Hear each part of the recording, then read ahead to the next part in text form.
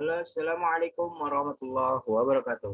Kenalkan, saya Bidul Rahman dengan nomor NIM 25111101166.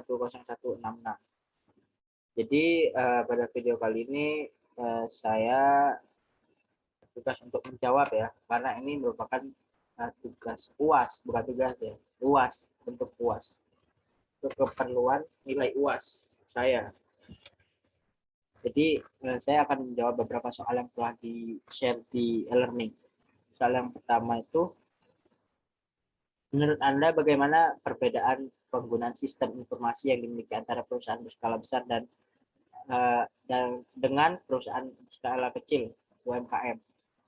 Jadi sebelum kita mengulas, kita jelasin dulu ya kan, apa sih tujuan ya sistem itu. Jadi sistem informasi itu pada mulanya diterapkan secara lokal untuk memecah masalah yang ada, karena dengan semakin canggih dan modernnya perkembangan zaman gitu ya kan, maka informasi pun harus dikembangkan. Sama halnya dengan usaha, kalau kita monoton di situ terus, usaha kita tidak akan maju. Maka kita butuh sistem informasi.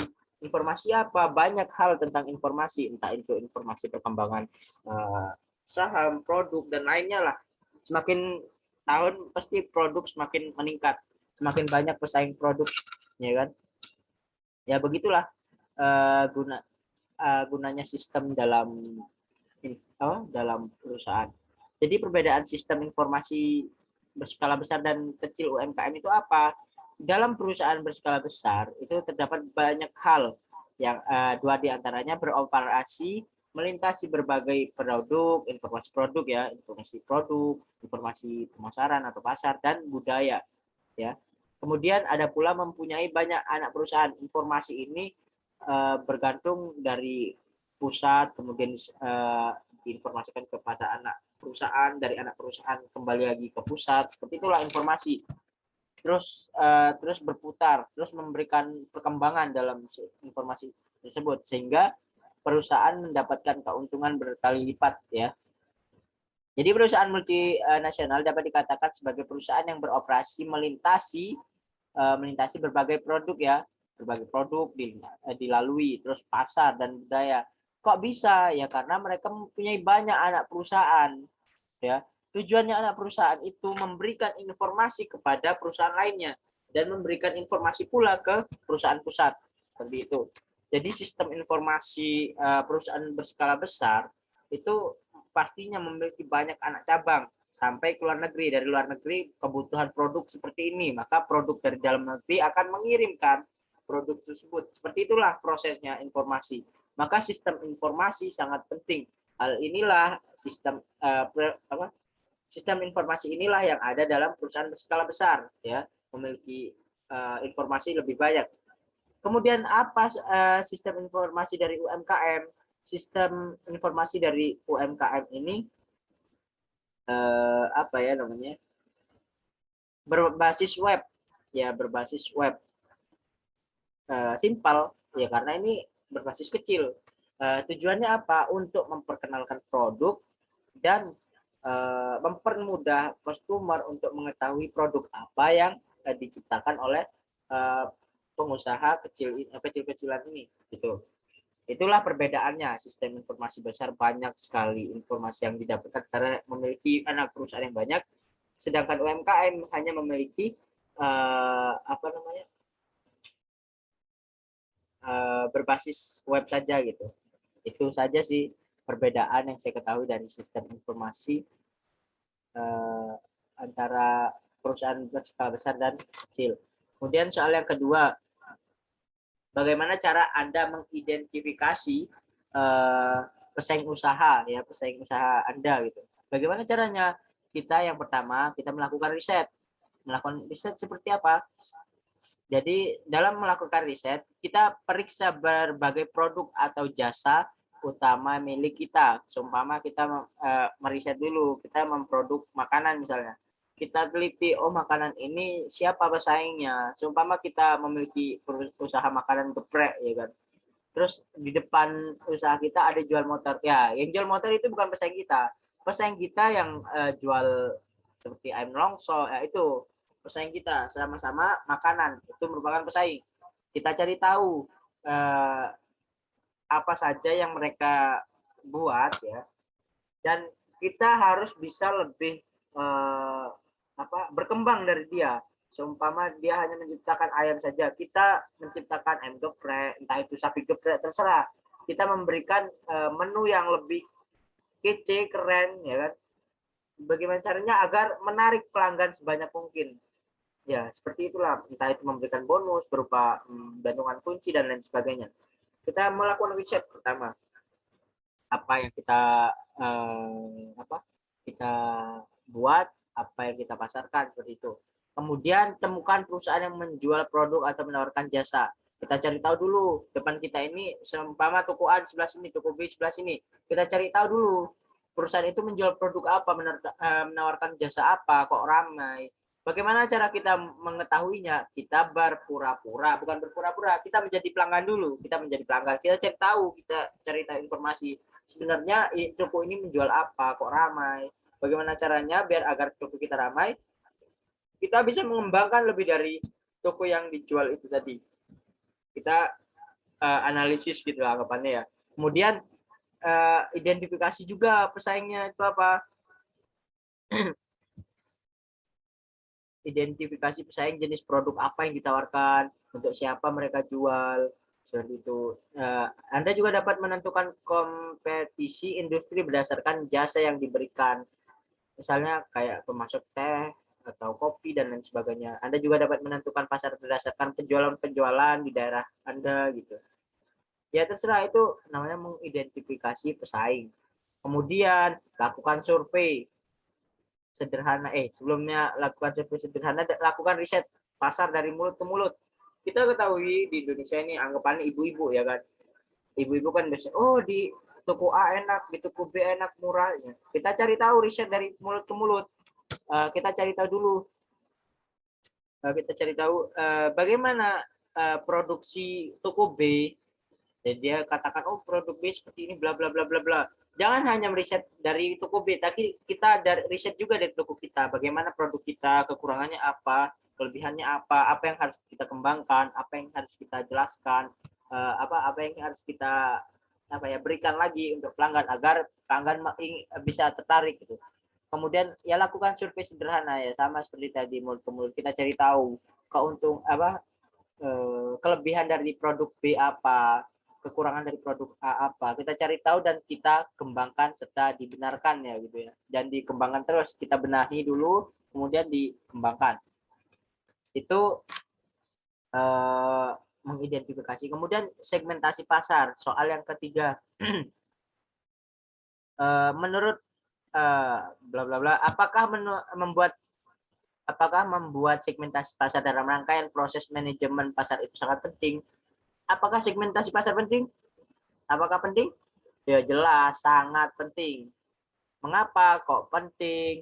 Karena dengan adanya segmentasi pasar ini membuat perusahaan mampu mengetahui secara lebih baik tingkat kebutuhan dan keinginan para pelanggan. Ya, dengan begitu perusahaan pun bisa menawarkan berbagai jenis penawaran ataupun promosi yang sesuai dengan kebutuhan dan keinginan para pelanggannya, agar tidak kalau Jawanya tercelik gitu. Pelanggan ingin produk A malah kita jual produk C, ya nggak laku. Makanya dengan adanya segmentasi pasar ini di kedepannya agar mempermudah kita untuk dalam penjualan dan mempermudah para pembeli untuk mencari produknya gitu. Kemudian mengapa segmentasi itu harus ada? Mengapa kalau sumpama gini bla bla bla? Emang manfaatnya apa? Jadi manfaatnya segmentasi pasar ini memberikan itu memperlancar aktivitas penjualan ya. Bisnis kita itu mempermudah. Apa saja? Ada 5 hal manfaat utama ya. Yang pertama, memudahkan fokus pemasaran. Pemasaran itu lebih jelas. Oh, ini produk A disegmentasikan ya, dikelompokkan. Segmentasi pasar itu pengelompokan pasar. Kita dikelompokkan penjualan makanan. Sudah kita dikelompokkan gitu. Jadi customer itu lebih gampang untuk mencari produk kita. Kemudian membantu memberi pelayanan sesuai kebutuhan dan keinginan konsumen. Ya, jangan semena-mena sebagai perusahaan yang memang seumpama sudah unggul, jangan semena-mena kepada konsumen, harus tetap menghargai konsumen. Kemudian meningkatkan daya saing produk juga dari segmentasi pasar, juga bisa meningkatkan daya saing produk. Kemudian ada pula kesempatan melakukan ekspansi pasar. Kalau perusahaan melakukan ekspansi pasar lebih awal, kesempatan untuk melakukan ekspansi itu bakal lebih leluasa, lebih gampang, lebih mudah, dipermudah gitu. Terus kemudian komunikasi jadi lebih tepat target gitu ya kan, si A butuh ini ya kita juga sudah mengelompokkan ya kan sebelumnya, jadi ya bisa ke produk kita seperti itulah. Makanya kalau ditanyain, kalau ada pertanyaan segmentasi pasar apakah penting, yo jelas pasti penting karena itu hal utama dalam kita berbisnis. Kemudian soal keempat nih, ceritanya ada Bayu Pak Prakoso, ini merupakan mahasiswa tingkat akhir ya kan, yang selain dia membuat skripsi, dia juga mengembangkan usaha milik ayahnya. Terus bagaimana langkah yang harus ia terapkan saat memasarkan produk yang ia jual, yaitu menjual makanan seperti ayam panggang oven dan bla bla bla lainnya. Langkah pertama apa? Sebelum kita berjualan atau memulai bisnis, kita harus memiliki sistem segmentasi pasar yang bagus, pengelompokan pasar yang bagus. Gitu. Ya, seperti yang saya sebutkan, agar mempermudah kita dan mempermudah para customer. Memiliki misi promosi. Misi promosi itu setelah segmentasi pasar, ya kan, promosi juga penting, sangat penting. Jadi tujuan untuk awareness, maka Anda harus lebih jeli dalam melakukan promosi, sebab dengan melakukan promosi yang efektif membuat calon pelanggan menjadi lebih mengenal produk Anda. Promosi terus, jangan terus-terusan, kita promosi ya cukup secukupnya lah ya. Promosi melalui media. Nah, ini memilih medianya yang benar. Media apa yang sekarang lebih viral? Bukan BBM ya, BBM dulu ada, sekarang nggak viral kan. Nah, apa yang viral seperti Facebook, IG, Twitter, YouTube, terserah. Itulah kita harus pandai memilih media. Apalagi yang zaman sekarang ada Shopee Food, ada GoFood, ada GrabFood, ya kan. Jadi produk kita bisa kita daftarkan di sana agar mempermudah dalam penjualan, agar para pembeli bisa buka dari HP saja. Kemudian dana, tak lupa juga dana, harus ada dana yang cukup untuk menjaga-jaga sewaktu-waktu ada penurunan pendapatan, maka dana cadangan inilah yang membantu kita untuk menetralkan keadaan dana yang dibutuhkan kita. Kemudian mengukur keberhasilan. Ketika kita memiliki usaha, kita harus ukur keberhasilan usaha kita. Kalau seumpama keuntungan 50%, jadi 50% itu kita bagi lagi untuk sebagian untuk kita tabungan darurat dan sebagian lagi untuk mengembangkan usaha kita. Tadi kan ayam saja, mungkin dikembangkan menjadi bebek, kambing dan lain sebagainya. Kemudian soal yang kedua itu bagaimana cara menentukan segmen dan target pasar agar konsumen yang kedai Bayu sesuai sasaran. Gimana sih caranya? Ya kita cari tahu dulu segmentasi pasar itu kan perlu nih. Segmentasi itu pasar itu kan pengelompokan, sangat perlu. Bagaimana cara kita mengelompokkannya? Contoh, ini ayam, penjualan ayam kita targetkan penjualan kepada siapa? Kepada customer kita, yakni mahasiswa atau mahasiswi. Ya sudah, kita targetkan di sana. Kita memposisikan tempat jualan kita yang strategis, daerah kampus dan sebagainya. Memberikan harga yang pas untuk kantong mereka, seperti itu. Ya seperti itulah segmentasi pasar, sangat perlu ya. Jangan pernah melupakan segmentasi pasar dalam usaha kita. Kemudian yang terakhir ya, apa dan bagaimana saran Anda untuk Bayu menjalankan kedai yang baru ia buat ya beberapa bulan terakhir ini. Jadi sarannya itu kita sebagai pemilik usaha harus pintar dalam promosi ya. Terus kita harus mencari sponsor menjadi sponsor ya, bukan mencari sponsor. Kita menjadi sponsor. Seumpama nih kampus kan target kita, pasti setiap kampus ada event. Lah dalam event itulah kita menjadi sponsor untuk acara tersebut. Dengan adanya pamflet ya kan, ayam siapa ayamnya Bayu gitu kan. Orang-orang oh ayamnya Bayu kayaknya baru, ayo kita ke sana. Seperti itulah cara promosi melalui sponsor. Kemudian bagi-bagi produk saat grand opening kita itu kalau bisa ya memang awalnya rugi, kita membagikan 500 porsi seperti itu secara cuma-cuma. Namun hasil feedback yang akan kembali itu lebih banyak karena mereka akan merasakan lebih awal rasa dari produk kita seperti itu, seumpama itu makanan ya. Kemudian mengenalkan produk kita ke pelanggan secara langsung ya. Kita sebagai bos jangan semena-mena, kita juga harus turun tangan untuk pelanggan kita agar pelanggan kita menganggap tempat kita ini sangat ramah seperti itu. Tapi ya bukan cari muka doang, tapi ya memang harus diterapkan. Kemudian mengadakan event sendiri, seumpama ada acara kita membuat stand di anggapannya ada apa ya acara tahunan atau acara bulanan gitu suatu kampus atau apalah istilahnya. Nah kita membuat stand di sana dan jangan kita juga kan perlu tadi nih promosi. Bagaimana caranya selain dengan melalui Instagram, kita juga harus perlu dengan jasa endorse. Biasanya di Instagram tuh banyak tuh kita nyewa orang untuk endorse makanan kita gitu.